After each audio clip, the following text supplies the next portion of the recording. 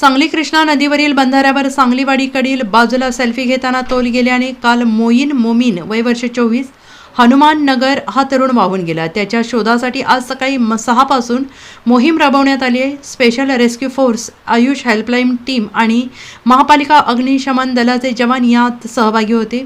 सायंकाळी 6 वाजेपर्यंत ही मोहीम सुरू होती, मात्र त्याचा ठावठिकाणा समजू शकला नाही।